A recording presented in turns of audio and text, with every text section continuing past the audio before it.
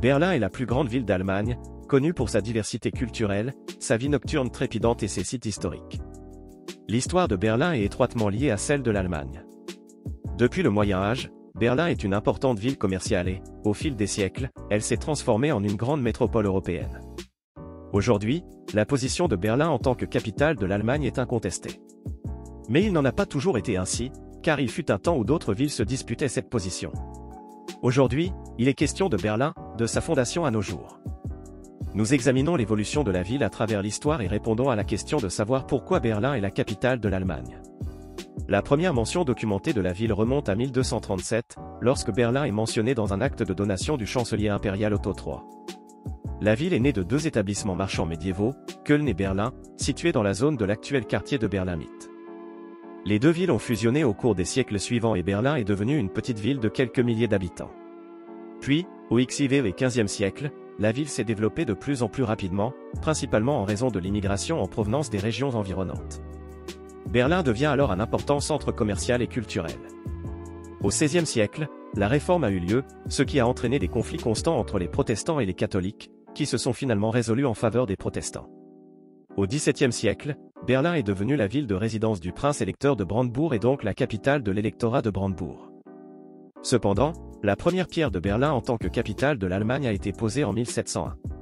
Cette année-là, Berlin est devenue la capitale de la Prusse à la suite du couronnement de Frédéric Ier au titre de roi de Prusse.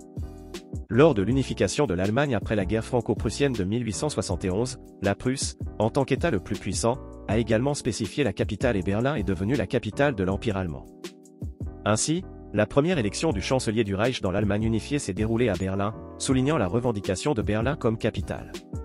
L'équilibre des pouvoirs n'étant pas encore clairement établi, il était extrêmement important pour la Prusse de montrer que Berlin serait la capitale de l'Empire, ce qui s'est avéré être le cas. L'Empire allemand étant devenu une puissance mondiale, Berlin est également devenue une ville mondiale. Au XIXe siècle, Berlin a également été marqué par le boom de l'industrialisation et a connu une croissance rapide.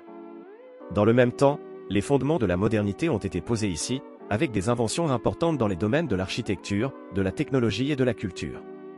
Puis, pendant la Seconde Guerre mondiale, Berlin devient la capitale des nazis et les nombreux raids aériens détruisent près de la moitié des bâtiments de la ville. Après la Seconde Guerre mondiale, Berlin a été divisé en 4 secteurs. Les troupes soviétiques occupent la majeure partie de la ville, les troupes américaines la partie ouest, les troupes britanniques le nord et les troupes françaises le sud. Chaque secteur avait son propre régime et sa propre monnaie. La ville est devenue un symbole de la guerre froide.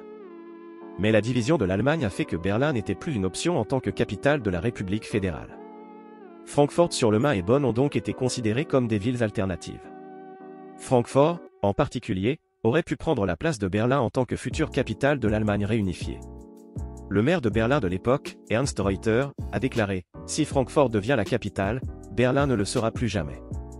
Il a donc fallu décider si Francfort deviendrait la nouvelle capitale de la République fédérale et remplacerait peut-être Berlin pour toujours, ou si Bonn serait choisie comme capitale provisoire. Le maire de Francfort était tellement confiant dans sa victoire qu'il avait déjà créé un quartier gouvernemental et fait construire une salle plénière pour le Parlement. Le vote est très serré, mais les membres du conseil parlementaire se prononcent finalement en faveur de Bonn par 33 voix contre 29. Ainsi, la petite Bonn a finalement été choisie non pas pour remplacer Berlin, mais pour servir de substitut à Berlin, qui devait redevenir la capitale en cas de réunification. À l'époque, on ne pouvait même pas imaginer qu'il faudrait encore de nombreuses années avant que la capitale ne soit à nouveau transférée à Berlin. Achèvement de l'unification allemande le 3 octobre 1990, capitale, fédérale, de la République fédérale d'Allemagne. Aujourd'hui, Berlin est non seulement la plus grande ville d'Allemagne et de l'Union européenne, mais aussi l'un des plus importants centres politiques, économiques et culturels de toute l'Europe.